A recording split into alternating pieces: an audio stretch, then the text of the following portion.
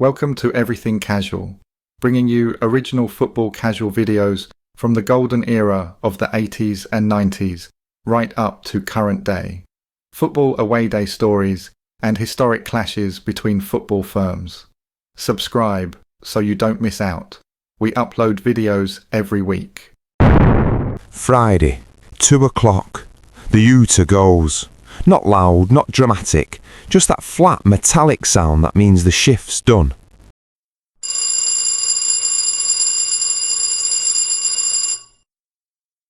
Machines winding down, belts slowing, men stretching their backs, oil-stained hands wiping on overalls, the smell of metal, grease, sweat, dust. I walk to the clocking machine with the rest of them, steel rack, punch cards, each lad waiting his turn. Derek, one of the older workers, turns to me and says, "Behave yourself at the game tomorrow, lad." A couple of the younger lads ask if I'm going for a few in the pub. I shake my head. I'm too eager to get into town, too eager to see what new item I can blow most of my weekly wage on. Card in, clunk, time stamped, card out, that's the week done.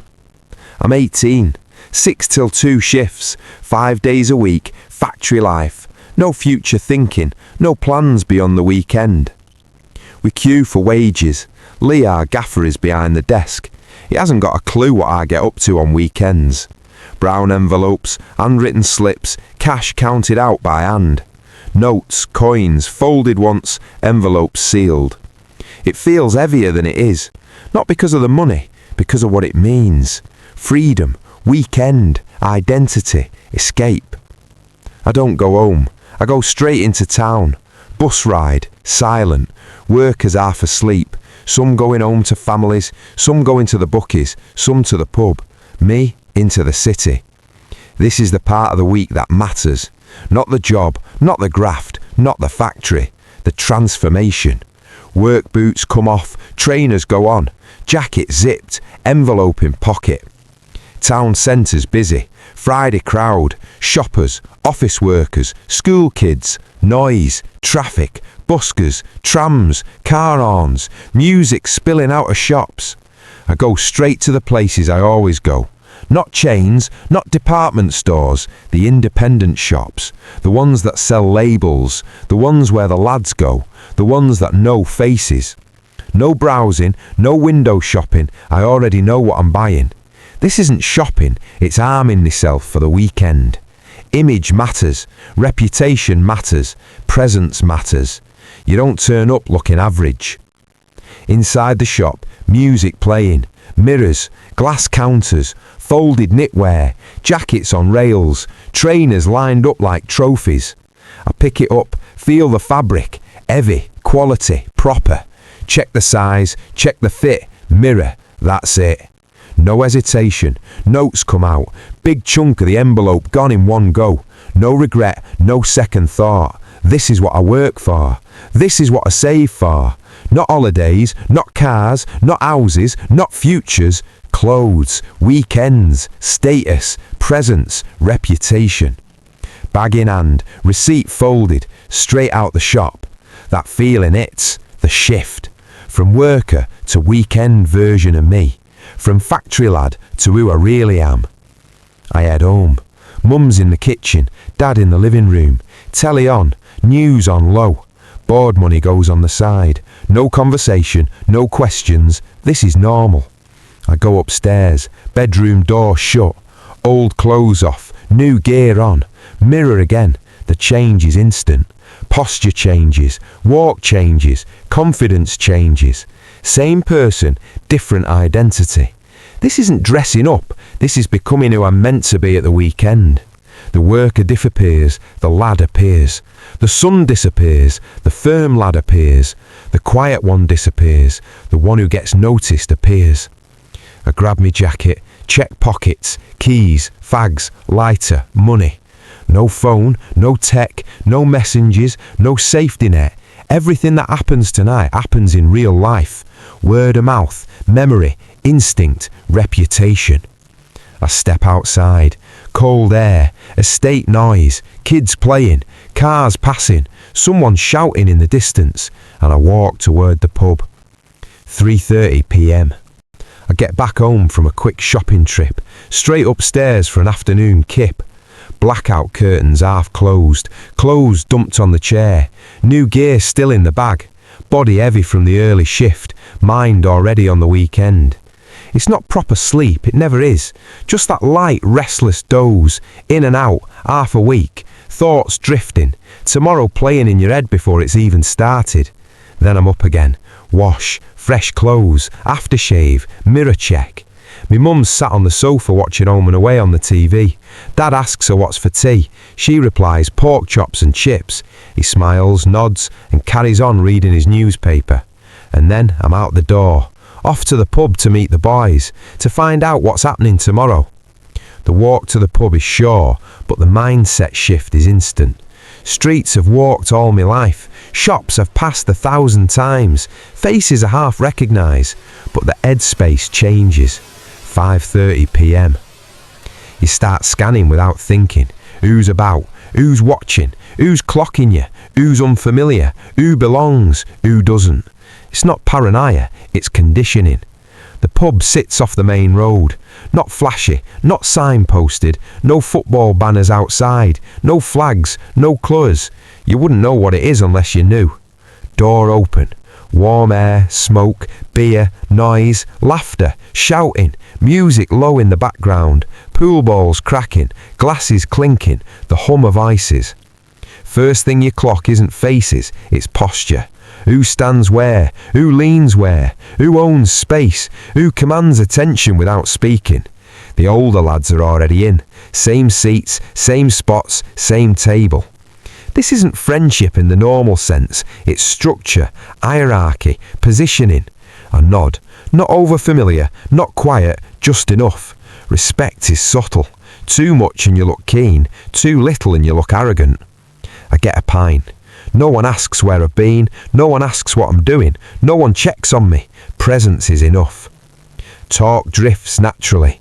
Not dramatic, not loud, not obvious, but it's all coded. Who's coming tomorrow? Who's not? Who's got tickets? Who's skin? Who's barred? Who's on bail? Who's keeping his head down? Who's got a ban? Who's still active? Who's drifting away? Names get mentioned, not explained, not described. Everyone knows who they are. Faces, reputations, histories. There's no hype, no speeches, no rallying, just quiet certainty. You listen more than you talk. That's how you learn. The older lads speak less, but when they do, the room listens. No one interrupts, no one challenges, no one questions. Not fear, respect. Earned over years, not claimed. My dad's name still carries weight is, but I don't trade on it, don't mention it, don't lean on it. That's not how you last. You earn your place by showing up, standing your ground, not folding, not panicking, not bragging, not telling stories. Your reputation speaks for you. The talk moves to tomorrow. Home game, low key, no big movement planned, no big noise, but there's always tension. You never fully relax, because it only takes one face, one rumour, one wrong sighting, one message passed in a pub, one lad running in, one shout, one look, and it changes instantly. Someone mentions a rival lad's name, just once, casually. That's all it takes. Heads lift, eyes move, postures change. Nothing happens, but the room tightens. Then it drifts again. Football chat, work chat, women, money, clothes, laughs, stories, normal pub noise. But it's not a normal pub. It never is. Because everyone in that room knows if something kicks off, it kicks off properly. No bravado, no shouting, no performance, just readiness. I stand at the bar, drink me pint, take it in. This is one of me worlds. Not the only one, but one of them. And I belong here. Not because of me bad, not because of me age, not because of me mouth, because I've stood where I needed to stand when it mattered, because I didn't run, didn't fold, didn't freeze, because I earned my place. The door opens again, more lads filter in, more nods, more glances, more quiet recognition. The night's building now, not fast, not loud, not violent, slow, controlled. 7:30 p.m. As the pub fills, the noise rises, but the focus sharpens. Not everyone's part of the same conversations. There's layers to it. The younger lads talk loud, laugh, joke, brag. The older lads don't. They stand closer, speak quieter, lean in, keep it tight. No one says, here's the plan. There is no meeting, no circle, no announcement. It happens naturally, drip-fed, bit by bit. Someone mentions the kick-off time. Someone mentions the gates opening. Someone mentions the usual entrances. Someone mentions where police normally stand. Someone mentions where they don't. Routes get talked about, not like maps, like memory. Back streets, cut-throughs, side roads, car parks, alleyways, shortcuts, places you only know if you've walked them. No one writes anything down. No one repeats it twice. If you miss it, you miss it. Train times get mentioned, even though it's own game, because not everyone lives local, because some lads always travel in, because movement matters. Someone says who's driving, who's got a motor, who's skint, who's getting lifts, who's meeting where. Ticket talk starts. Who's got season tickets? Who's got spares? Who can blag one? Who's got a cousin on the turnstiles? Who's going in? Who's staying out?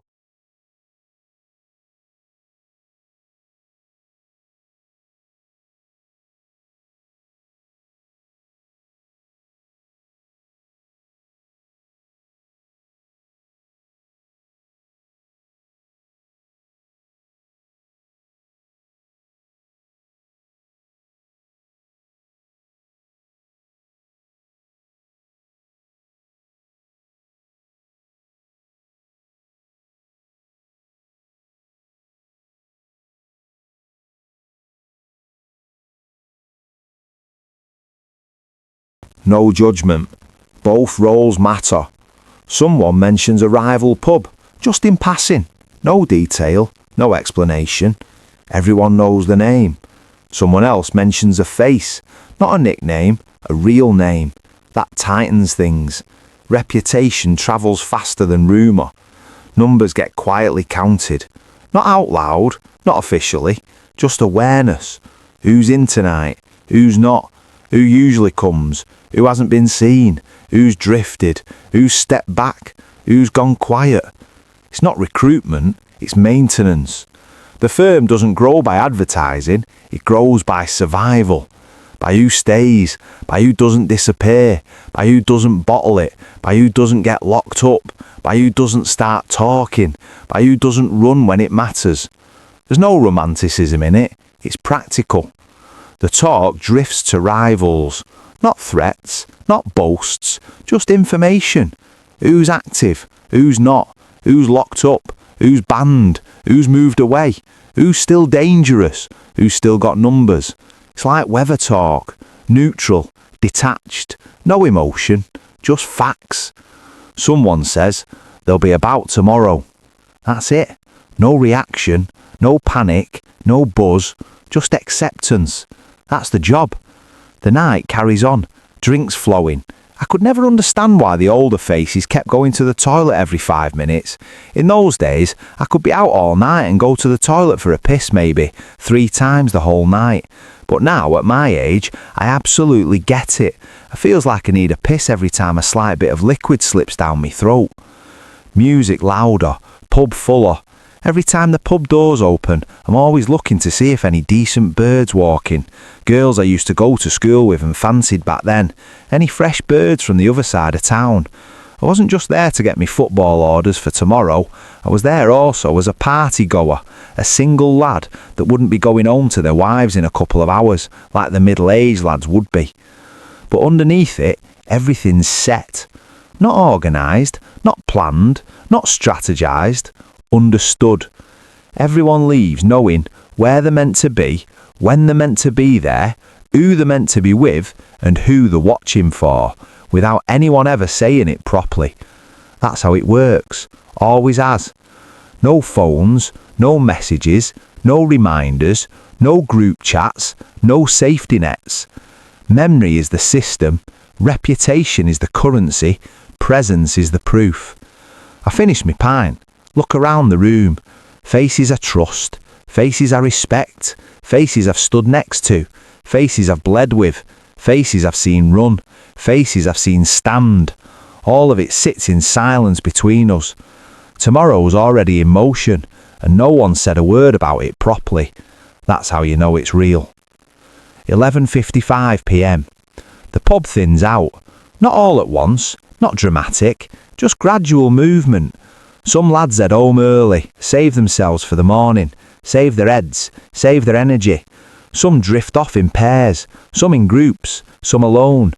No goodbyes, no big talk, just nods, glances, understood movements. I leave with me other world, me real mates, schoolmates, weekend lads, party lads, same age as me, same interests, same mindset. No firm talk, no football chat, no tension, just Friday night energy. We walk into town, different pace, different posture, different presence. Music in the air, traffic, girls in groups, lads in groups, queues outside clubs, bouncers on doors, voices, laughter, arguments, shouting. This world runs on ego. Eyes, looks, posture, clothes, confidence. Who's with who? Who's watching who? Who's showing off too long? Who's performing? Inside the club, heat, sweat, smoke, bass, sticky floors, flashing lights, bodies packed tight, music too loud to talk, girls dancing in groups, lads circling, everyone pretending they're not looking. It's hunting, but no one calls it that. I'm there to hopefully pull a bird, and so are my mates. It was different back then. The young lads of today act different towards girls. They don't approach them like we used to. They don't talk to them face to face. It's all done behind a computer screen now. And if a girl rejects them, they get insulted. A lot of that behaviour comes from that knob Andrew Tate, all that online macho bullshit. Go out and pluck the courage up in the real world. Walk up to a bird, talk to her, ask her out, face to face.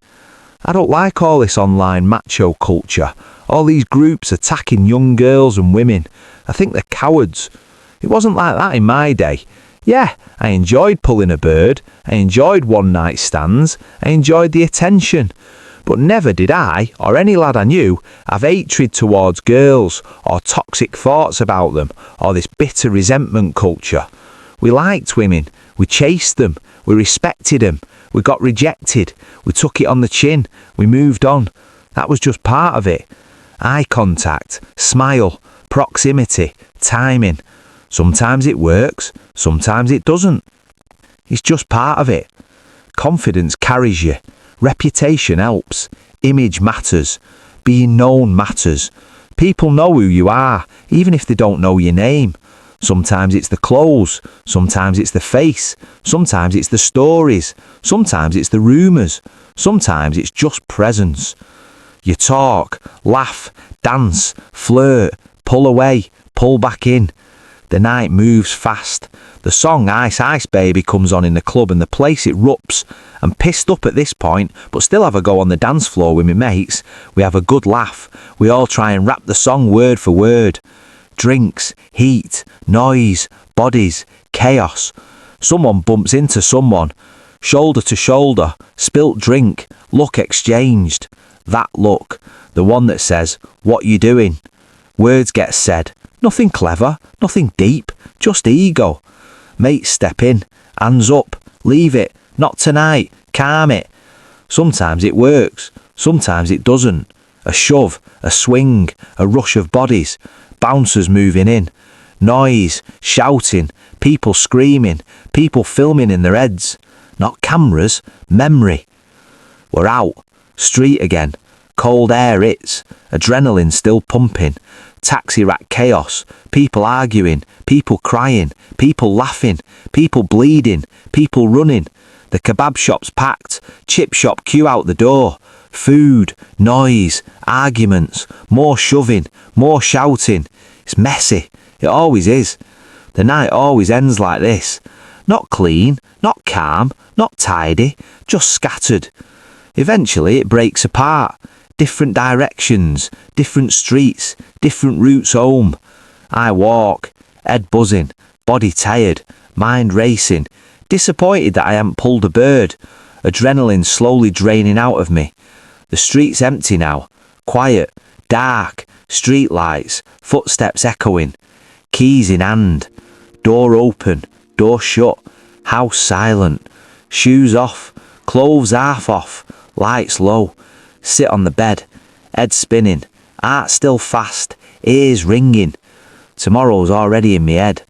Sleep doesn't come straight away, it never does. I pop to the toilet and get some tissue paper, lie back on the bed and have a play with myself, clean myself up with a toilet roll, flush it down the toilet and close my eyes, ready for the big day ahead. 8:30 a.m. Then the light comes, morning creeping through the curtains, eyes open, head heavy, mouth dry, body aching, hangover sitting behind the eyes, stomach tight, heart beating harder than it should. For a second, you forget what day it is. Then it hits you. Saturday, match day. Everything shifts. The night feels distant, like a different life, a different person. Now it's focus. Quiet house, parents still asleep, TV off, street silent. I lie there, not moving, just listening, breathing, feeling the nerves start to grip. It's not exactly fear, it's anticipation. Adrenaline waiting for a reason. I get up, slow, head pounding, bathroom mirror, face tired, eyes red, but the buzz is underneath it. Cold water, wash face, hands shaking slightly. Not from drink, from build up. Kitchen, kettle on, tea, toast, dry mouth, no appetite. I force it down. You need fuel, you need energy, even if you don't want it. Time moves slow, painfully slow, clock ticking. Every minute feels longer. You don't relax, you don't settle, you just wait. Mind running scenarios, faces, names, places, routes, entrances, exits, pubs, corners, estates, back streets. It all plays in your head. Not as plans, as instincts, muscle memory, habit. I go back upstairs, lay clothes out, not random, chosen, trainers clean, jacket ready, top folded, jeans laid out. This isn't fashion, it's uniform, not for show, for function, movement, comfort, speed. No scarves, no colours, no badges, neutral, anonymous. I sit on the bed, lace one trainer, then the other, slow, deliberate, ritual. Check pockets, keys, fags, lighter, money. No phone, no digital.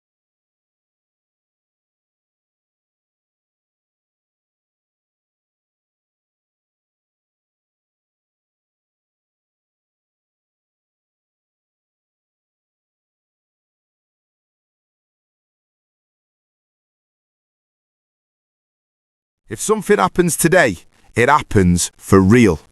No recording, no evidence, no backup. Just people, memory, witnesses.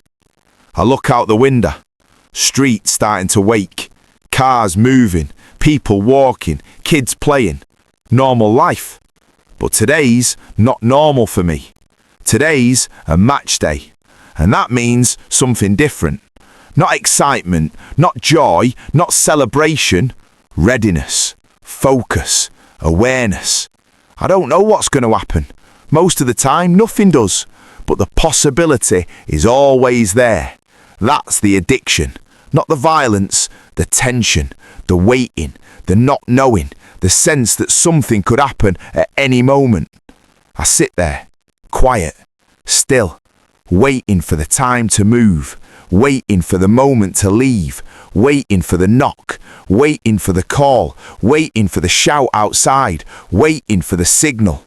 Because once I walk out that door, the weekend shifts again, and the lad disappears, and the other version of me steps forward.